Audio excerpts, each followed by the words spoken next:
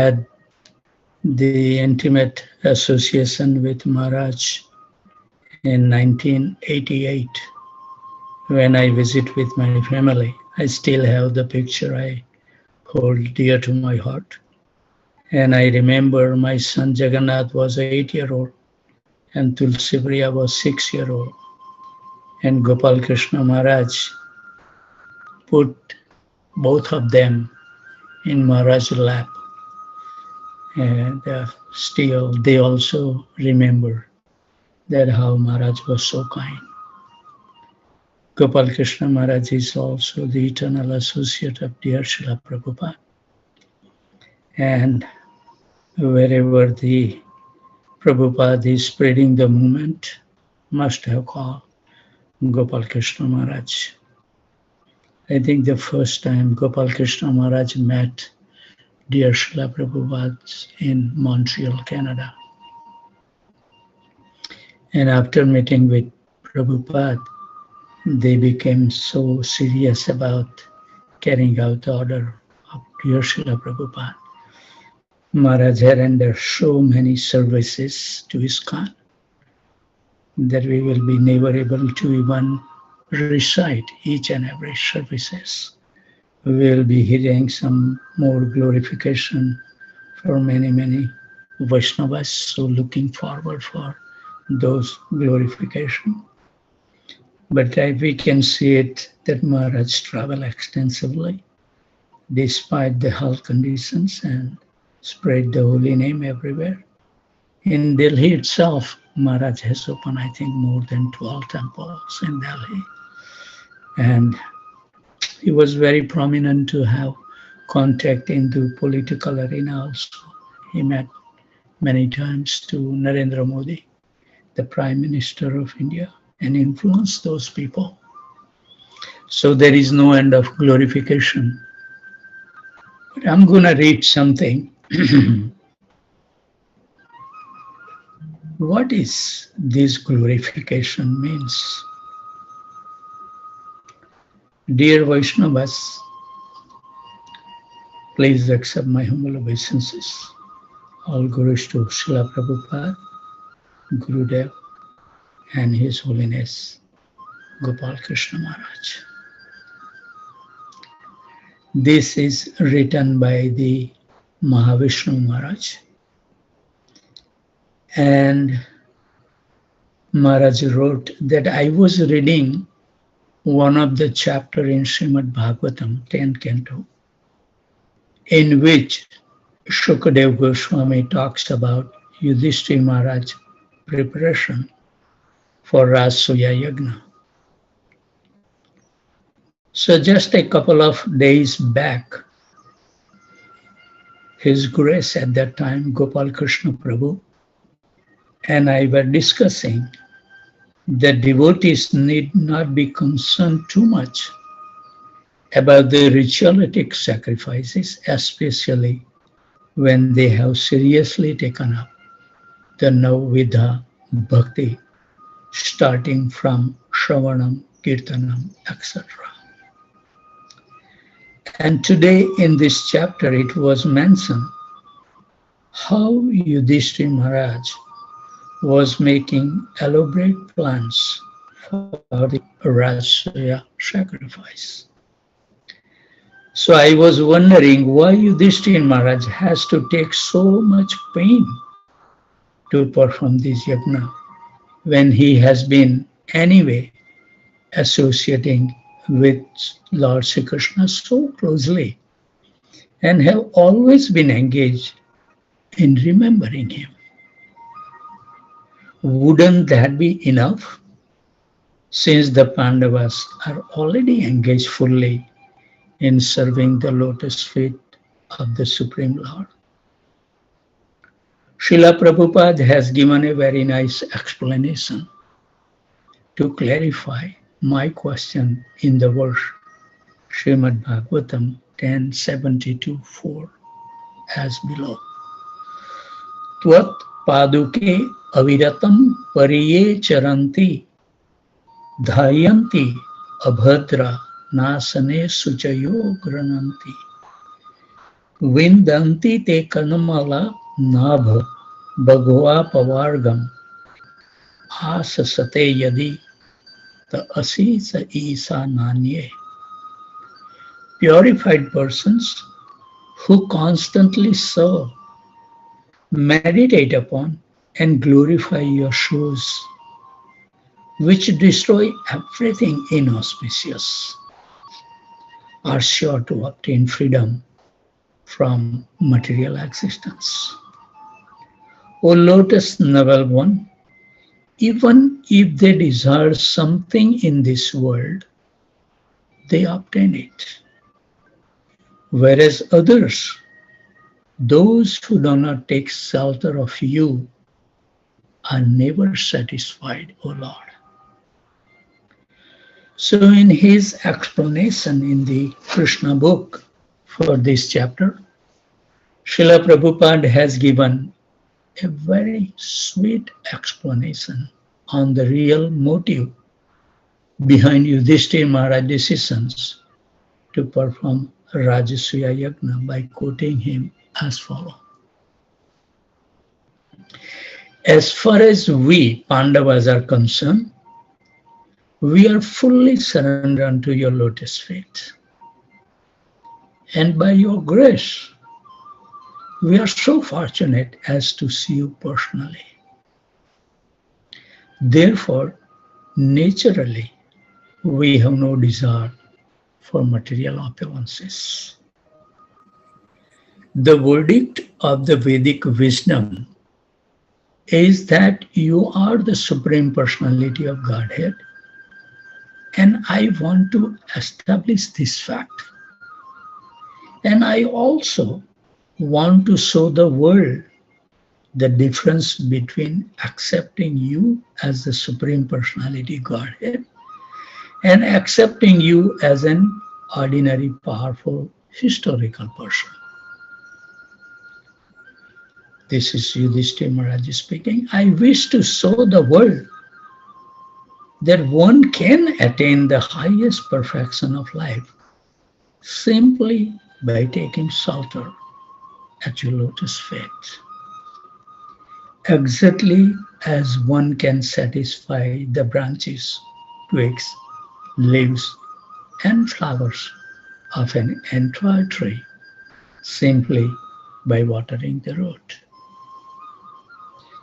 If one takes to Krishna consciousness, his life becomes fulfilled, both materially and spiritually, Prabhupada says. The above words spoken by Yudhishthira Maharaj throws right on how a real devotee thinks. He is willing to do anything to glorify the position of the Lord. And we can understand two important things Yudhishthira Maharaj wanted to achieve by performing the Rajasuya Yajna. What was those two things? First, he wanted to establish the Vedic verdict that Krishna is the Supreme Personality of Godhead and everyone else is his servants. So by inviting all exalted personality, including Lord Brahma and Lord Shiva and everyone else, he desired internally to show the whole world that Lord Krishna is the supreme controller and he should be given the ultimate respect. When Brahma and Shiva and other demigods show their acceptance publicly, then the general mass has no other choice but to accept Krishna as the supreme. This was Yudhishthira Maharaj's idea, first one.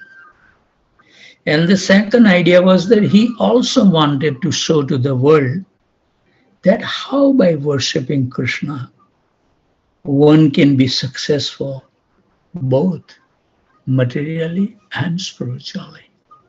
You know, my realization little that we ourselves try to solve everything. I was speaking to one devotee when I was taking a walk on my street. I said, as long as we will try on our own strength to solve the problem, because the devotees, our tendency is, let me solve this problem. Then I will be fully able to concentrate because nothing will bother me in my mind. Right now, Prabhu, I'm suffering like anything. I have this problem. So I'm working on the problem. Once it gets resolved, Prabhu, then I can concentrate. My advice was to the devotee, never ever think that you will be able to solve any problem of your life. Give up that idea. Just surrender to Krishna and he will do everything. I have some experience in my life, so I can say that openly. So this is what they want to show the world. And that's the reason, even despite, I think today also when I pick up Guru Prasad Swami Maharaj, we might have a wonderful discussion on the way, because Maharaj says that when Maharaj heard that I'm going to come personally to be, he said, that's a wonderful, Shyam Sundar, so we can have wonderful half-an-hour discussion, because Maharaj will be arriving late and he will be leaving tomorrow early morning, 3:40 he has to leave, so Maharaj has to get ready at 3 o'clock, so I don't want to hold him at night. But I stay in touch with Guru Prasad Maharaj constantly. So I have a desire that one time I'm going to travel with Guru Prasad Maharaj in South America and see how Maharaj is dealing with those situations. So he wants to show that one can become successful. Yudhishthira Maharaj, real well-wisher of all of us. So Yudhishthira Maharaj was about to be crowned as the king of the whole world. And this is definitely a great achievement. And by establishing the ultimate reason behind his success, we should exhibit to the world how I become successful. I can write a book about this journey, building this temple. That it's only Radha Nilamadhava and Guru has built it. I have no ability whatsoever. And that's the same realization my colleagues who helped me throughout all the infrastructure development, Arun Kothari, he also said, I'm not an architect, but he made all the design. Our shilling that you see, the dome in Houston Temple, was a pyramid. We didn't use any architect. He used his pencil. Only thing he was asking me, one day he became so frustrated. I don't know what happened. And I have taken so much, he becomes so angry. Sometimes he will throw his, briefcase on the floor. Damn, I'm not going to come to this temple. And even Chaitanya Prabhu, one time he made that comment, only Shyam Sundar Prabhu can work with and keep them engaging in the service. So one day he called me and he said, you all guys, devotees, doesn't want to do anything. And you want me to build the temple. I'm driving 30 miles from Sugar Land every day. And nobody has time to sit with me. At least come and show me your presence. But Arun Kothari really appreciated that I was working from early morning. 4:30 I used to start working. Until 12 o'clock I come lunch. And I was sitting with him throughout the time. And sometime when he discussed, I was drowsing. And he will tell Shyam Sundar, wake up. But he said, that determination helped me so much that this person, I used to go for sometime fundraising. I will come at even midnight. He knows everything. So he said, just by having your presence that you are interested, it just melted my heart. And he said, please forgive me for all this, getting angry and everything. And now we have so close a relationship. What can we say? Krishna does amazing thing. that you cannot even imagine. And I was thinking that I should share some of those things as the 10th year is coming up, maybe this Sunday. When I give the Sunday Face class, I may touch on a couple of points to tell the world that when we have the implicit faith in Guru and Krishna, what they cannot do for us. So by establishing the ultimate reason behind his success, that's nothing but Yudhishthira Maharaj says, Lord Krishna's mercy. What a great, and normally we take so much proud about everything. We never wants to give credit to anyone. That's fallen state. He wanted to proclaim to the whole world that if everyone worship Krishna unflinchingly, they can also meet with success.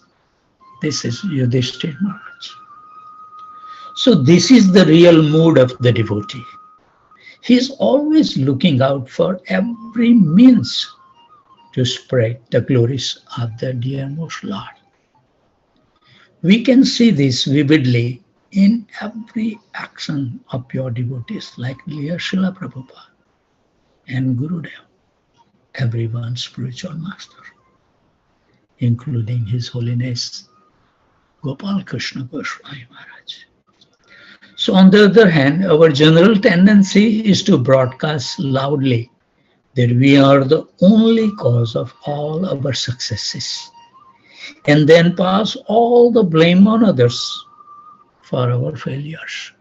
This is the tendency of a materialistic person. We should note the point here that the Pandavas were the most devoted to the Lord, and they were also the ones who suffered the most in the entire episode of Mahabharata. Think about it. But in spite of this fact, they never blamed the Lord, even once, for their apparent misfortune and suffering. Not only that, on the other hand, when they met with success, immediately they wanted to give all the credits to the Supreme Lord. Haribol. So let us learn this important point from the activities of Yudhishthira Maharaj and try to put it into practice. Knowledge is there, but that knowledge will never take you anywhere until you have your own experience. As I was saying, when you chant wonderfully, pronounce properly each pair, engage your mind 100% to hear each pair nicely, then the holy name will traverse from the whole of your ears to the courtyard of your heart, and the holy name will dance there. And it says, as soon as this holy name will keep on dancing in the courtyard of your heart, with the protection of the fence you need to create, where no negative thoughts come, and any simple experience that Krishna give you through chanting, anchor in the courtyard of your heart. Never forget what Krishna has done to you. Dwell on it, expand it. And it says that when we let dance, having the praying mood at all the time, all the senses that we are trying to control will become inert. They will also absorb, relishing the holy name. And then our life will become successful. That's the goal.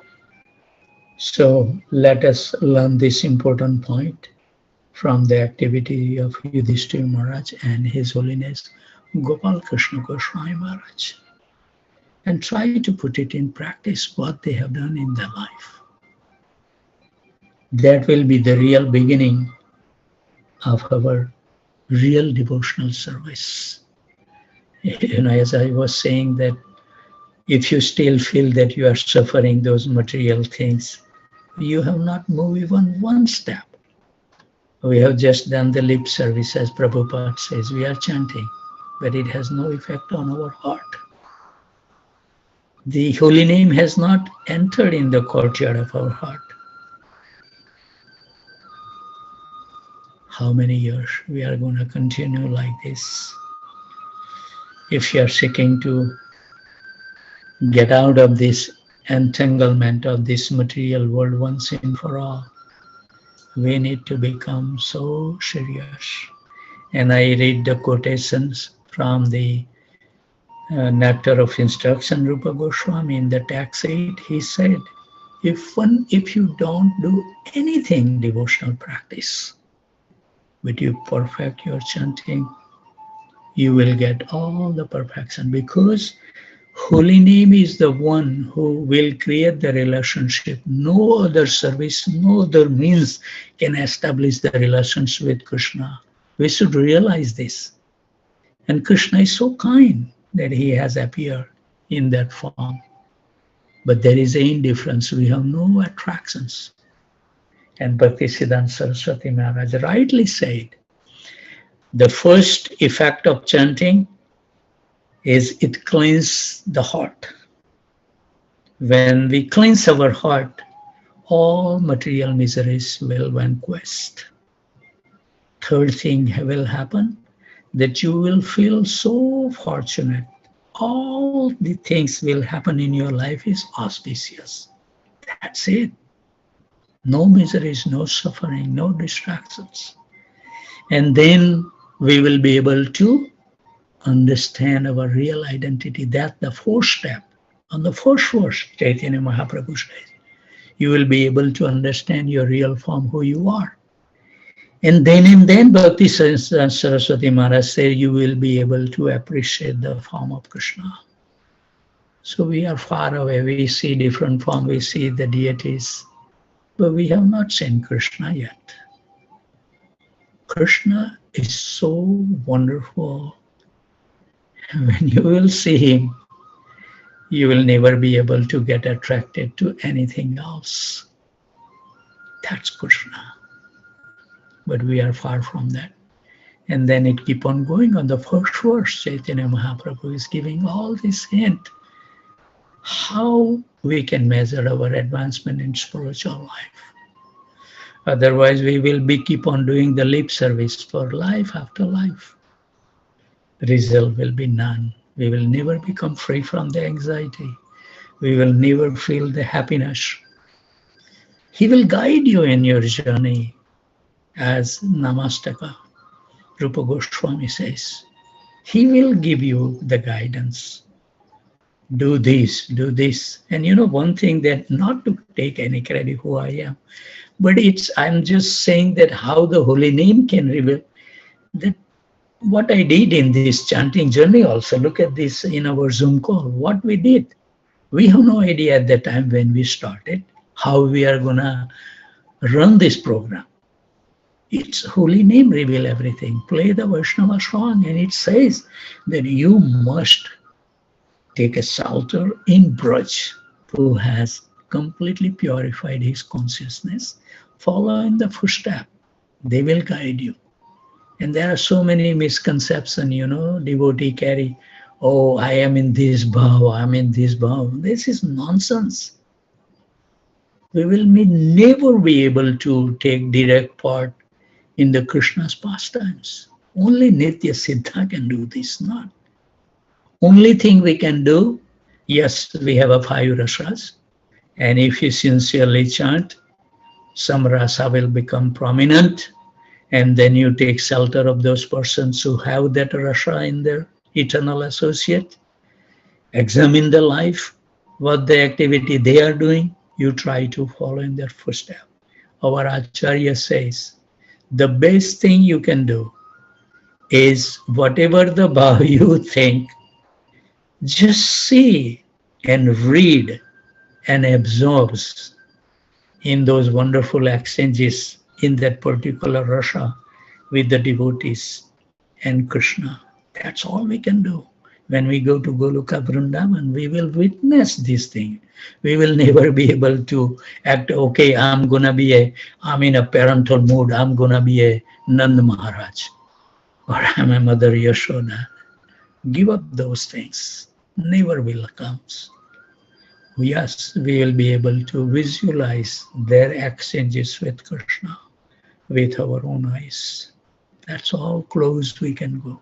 And then try to show them in any small way, whatever way they want to engage us, accept it. Even sweeping the floor, that's wonderful. So these are some of the thoughts. It's already 6:57. Sorry that I took 2 more minutes of your time. But with those thoughts, let's remain steadfast. No business when we chant holy name. And pair at a time. This is our mantra. Every pair we should chant perfectly and hear it nicely. Don't have any thoughts in our mind. So if we maintain this mood, we will become happy, jubilant. We will know who we are before we leave this body, what service we will have to do. We have full knowledge. And that's the reason we dwell in Brajadham constantly, to reawaken our relations with Krishna. So with those thoughts, always remain happy, jubilant, and totally fearless. There is no fear. You know, that's what I'm thinking, that I'm gonna just say that I want to prove Krishna take care of everything. And that's the reason I have taken a vow that I will never take medicines. I will never see the